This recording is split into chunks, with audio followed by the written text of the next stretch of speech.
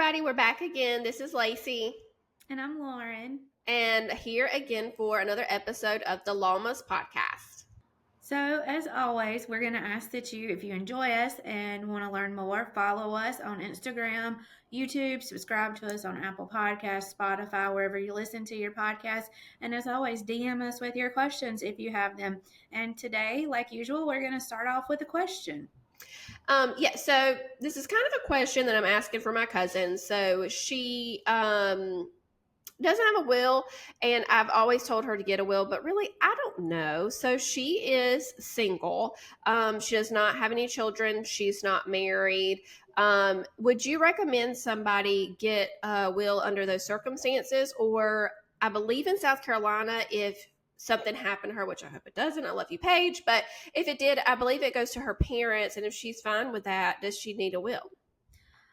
So I usually recommend a will because it can make things quicker for the probate process. Like, for instance, if somebody owned real property and you didn't have a will, you can't sell that real property without getting the court's permission. And then also with the wills, you can name who you want to be your executor. And if she was wanting to leave, I know she has nieces and nephews, like if she wanted to leave them something, she could do that in a will. And also, I do recommend everybody 18 plus do those powers of attorney. So that way somebody can make medical decisions for you and financial decisions for you if you're incapacitated. Because, for instance, if something happens and she's in a car wreck, her mom and dad, no longer have access probably to her bank accounts. They don't know what bills she has. And the last thing you want is for your credit score to be really messed up because you were in an accident and have to go fight that. So, and with that, I think the powers of attorney kind of segue us into what we're going to talk about today. So today's topic, we're talking about Britney Spears and her conservatorship issues in pop culture. I'm so excited for this episode, by the way. And I know so many people have opinions on free Britney. Britney needs her conservatorship. And I'm not here probably to debate that as much, but I want to go over what actually happens in a conservatorship and how this was just not, some big ploy and that type stuff to take Britney's rights away. And maybe there were some alternatives that could have happened instead of the way they did the conservatorship. But we know everybody has your opinions on whether free Britney or not. I follow Britney on Instagram. I definitely have my own opinions sometimes on her life. But so I'm kind of going to, I guess what we're going to do is let's just talk about conservatorships and how it worked in Britney's case. So we know Britney was in California. Different laws. So that's one thing. Every single state has different laws on conservatorships, guardianships, probate court, family court. So that's why as attorneys, we usually can only practice in limited states because the laws can vary so differently. So with that in mind, California is a little different. So we'll talk about kind of the South Carolina way, but overall it's the same concept of how this works. So Britney Spears didn't just get declared incompetent by her dad. Yeah, I've read her autobiography. Definitely her dad, I do not think is a good person. Don't really think her mom is either. If you ever decide to read that, you will definitely have emotions because she was treated horrible as a kid. Her parents basically used her as a cash cow. So there's no doubt she has issues because of that. So, Lauren, are there protections for kids in those situations, or is it completely up to the parents? Well, the hard part is like those are her parents. Somebody else, like, yes, there is DSS and all these systems in place, but how many times are they looking into this child who's on Mickey Mouse Club making so much money? You also can get emancipated as a child, but they started doing this to her before she even probably could say the word emancipated. Like from the beginning. It was that long that they had been abusing her financially, essentially. Did you read her autobiography? I'm scared to say no because if Sean listens to this episode, he's going to come after me. But okay, no, I haven't yet. She's not a good writer, but her story is very intense. I will tell you on the autobiography, I got on a kick of those. Last year I read hers. Yeah. Obviously I read Matthew Perry's and cried the whole time. I read his. So hers, he writes a whole lot better than hers. But hers is very truthful to her life. Yeah, and her parents pretty much since she was like started on Mickey Mouse Club, they Mm-hmm. were exploiting her. They didn't care what she did. I mean, she was doing drugs, drinking when she was very young, and nobody cared. She very much lacked parental authority, and I think that type of stuff should have came out in the conservatorship, and maybe reasons why her dad should not have ever been appointed her conservator. Gotcha. Um, so realistically, when we have a conservatorship, it's not the judge just making a decision. Like most of the time, there are medical doctors involved. So in Britney Spears' case, um, there were probably multiple doctors that came in and said, she's incompetent to make her own decisions. So that was kind of one of the biggest things is it wasn't just the judge, it wasn't just her dad. But here in South Carolina, she could have testified for herself, and I'm sure she may have done that. But I think more credibility could have been given to the fact her dad exploited her. Now, realistically, with conservatorships, your next of kin is usually in line to do that for you. So that would have been. I'm, I know she'd been married, but at the time, I don't think she was. I think all that with kayfabe Yeah, had I think happened. she was divorced or going through a divorce. So at that point, her parents would have been the ones who could bring this action. So, but I feel like the courts did not look into dad enough to know how much he exploited her. Do I think she needed the conservatorship?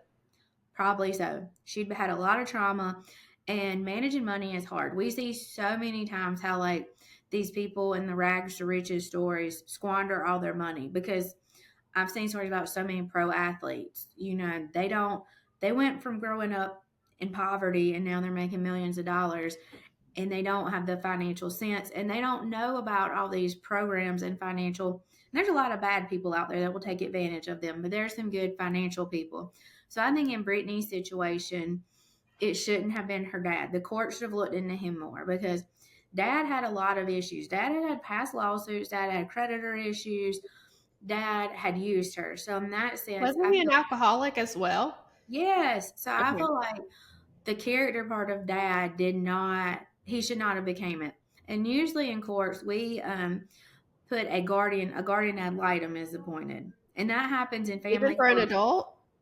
Yes. So if you Okay. think you are incapacitated, if there is an issue of possibly an incapacity, a guardian ad litem tends to be appointed so that they can go and be like, and pretty much they're not on anybody's side. They're supposed to get down to the facts and Right. see what is in the best interest of either the child or the incapacitated person. And so I'm guessing in California there was one, but I'm sure Brittany's dad just sweet talked that person and put on a show. Because I think if they'd really looked into it, dad should have never been conservator because dad was abusive to her. Who would Um, have brought this up? Like, are you saying it should have been the guardian ad litem, but he was able to sweet talk him? And in a normal case, if there was issues with the parents, is the it the guardian guardian ad litem's responsibility? Is it the judge's responsibility? I mean, whose responsibility is it? So what happens usually at these type hearings? You have testimony from the guardian ad litem.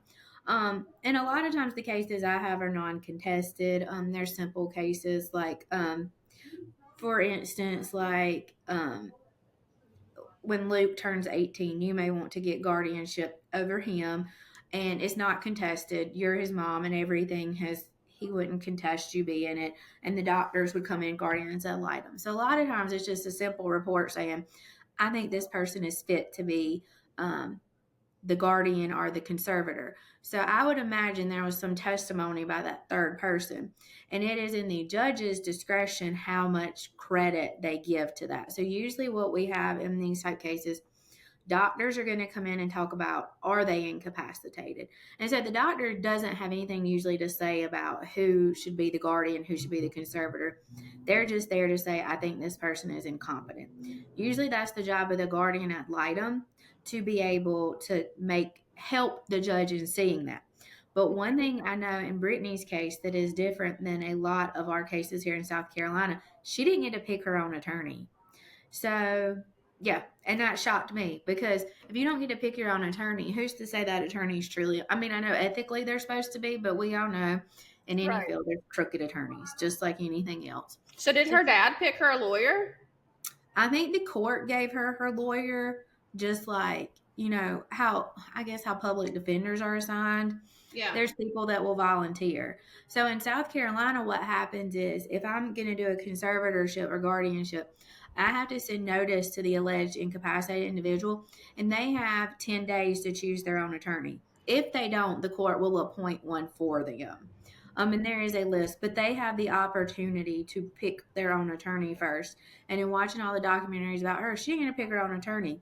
So is that fair? I mean, are they going to fight for your best interest? Also, if you're, I don't mean this in any way, but if you're a court appointed attorney for Britney Spears, are you really going to do the best thing? Are you going to enjoy the limelight with? I'm not saying anything about this attorney. I don't know them, never Yeah. looked into them, but as a person, like, so that was one thing that's really weird in California, or her case, is she didn't pick her own attorney.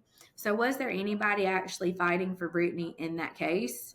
I mean, that's kind of what the sad part in all of it was. And so, yes, it went in front of the judge. The judge weighed the evidence, and I'm not saying the judge did anything wrong in this case, because the guardian ad litem and the doctors and the attorneys could have put forth evidence that weighed, and it's the judge's discretion, weighed heavily, and maybe the other side attorney didn't look into Brittany's dad's past and bring all those things up.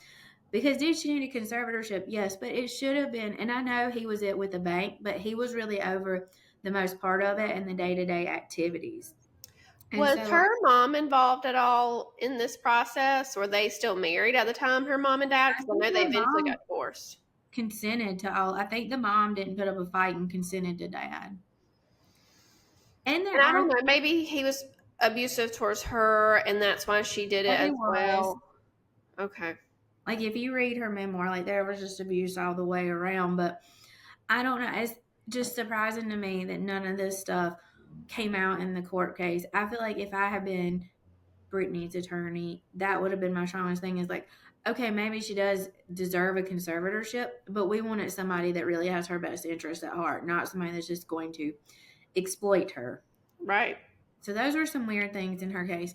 Also, with her case, there are things like here in South Carolina, we can do least restrictive means possible. So some people don't need every single right taken away from them. There are cases where, like, maybe, yeah, you can't handle your money, but you can make your own decisions about your body. And that was one thing that was taken away from Brittany. She couldn't even make her own decisions about her body. She had to have an IUD put in. That was That not makes me sick. her choice. It was her body, and you're Are putting there it in.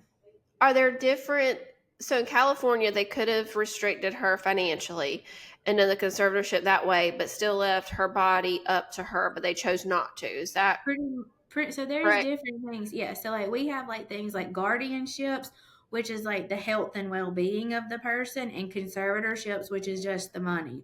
So, like, the financial part of it, I definitely think she needed help on her finances for sure.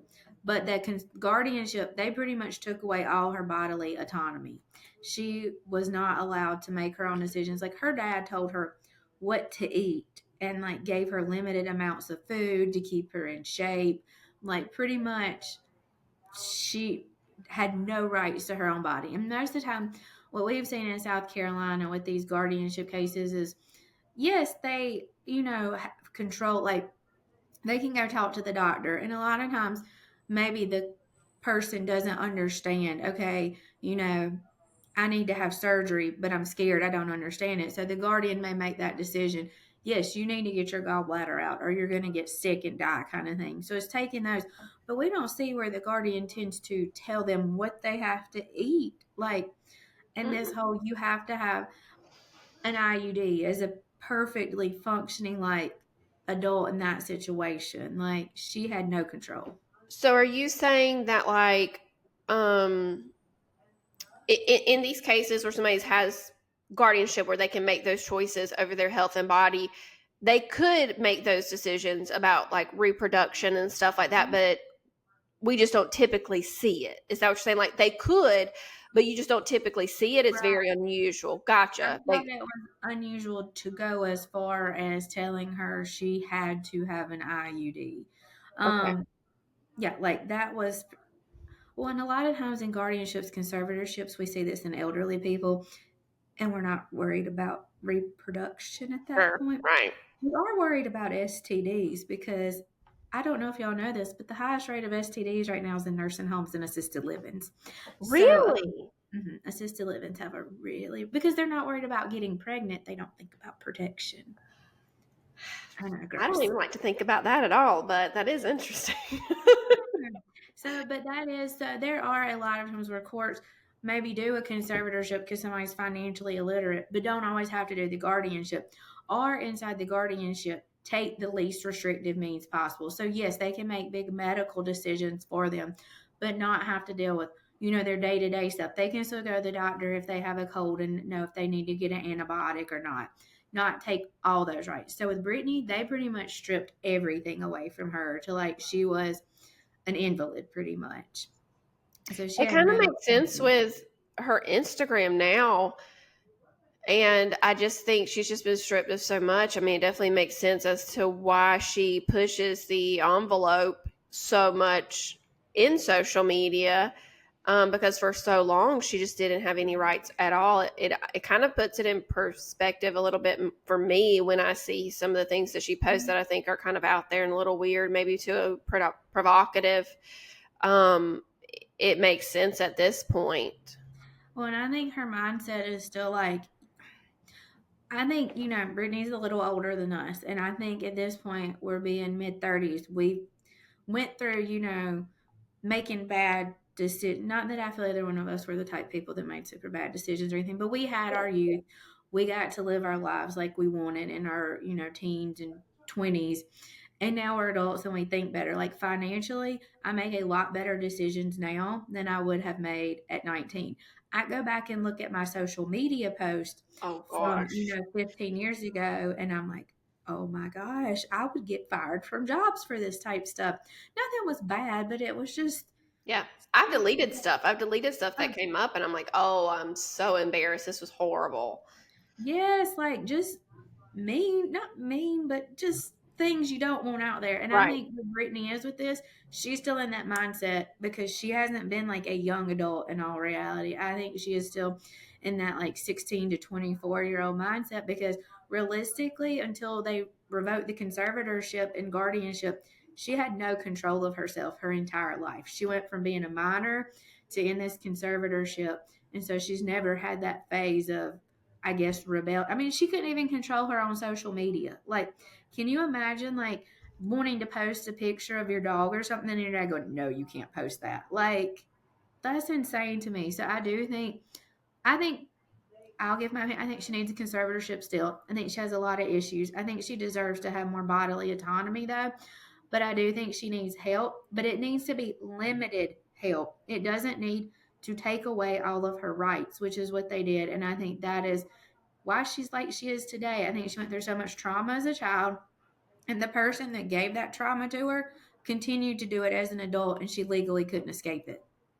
And I think too, I know I didn't read the memoir. I will, but I haven't yet. But um, I think they forced her into like mental health treatment and forced things on her. So I also think that's so problematic now because I can't think of a time in Britney Spears' life where she probably didn't have trauma based on what you've said. I mean, with her dad, being so abusive and them using her as a child as a cash cow. And then she goes into this very public relationship with Justin Timberlake. And we know now that she had an abortion. And then after that, she gets with Kevin Federline. It's a whirlwind romance, marriage, divorce, 2 kids. And then I think we all agree she had postpartum depression after her second child. So she's got 2 babies. Her marriage is ending. She has postpartum depression. And the media is, I mean, it's still a problem today, but it was so much worse when we were growing up. I mean, you've even pointed out some of those things like in Friends, things that we wouldn't see in TV shows today, like, Fat Monica, how much body shaming there was. There's an episode where they're using the R word. And so, there's so many things that have gotten better in the media. We still have a lot more to go, but it was just way worse. And then she gets put into this conservatorship where she loses all her rights, like you said, and her dad, who's abused her all her life, is continuing to abuse her. Like, when's the last time she wasn't going through a traumatic life event? Right. And now's the time to heal. But because she's been forced into treatments that she doesn't agree with, she doesn't trust probably anything to heal. Yeah. It's One it's so like sad. her dad was picking the therapist she saw. Yep. So it wasn't like she had free like I believe in mental health treatment. I believe in therapy. I think it's great, but I think with the dad picking the therapist, that therapist, every therapist has different belief systems, and you find the one that matches with what works with you, and they have different treatment methods.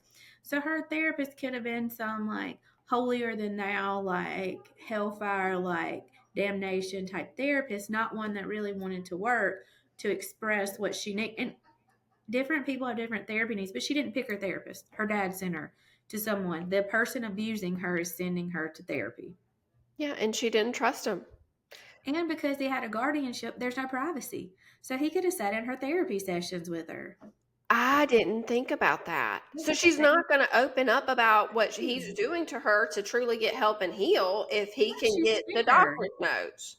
Right. And yeah, he could read the doctor's notes. He could sit in there with her. He could do anything because pretty much it's like being a minor, where like if you take Luke or Mac to the doctor right now, the doctor doesn't ask you to leave. You have access to Right. their like my chart medical records. So no, she had no freedom to actually get the help she needed to heal because daddy was watching everything. And this is one time where I think the medical system, the court system, I think most of the time guardianships and conservatorships are fair and good, but I think the system completely failed her because she Yeah. never, and now she's in her 40s, I think, and just her whole life is trauma, and I don't know if she can ever recover from that.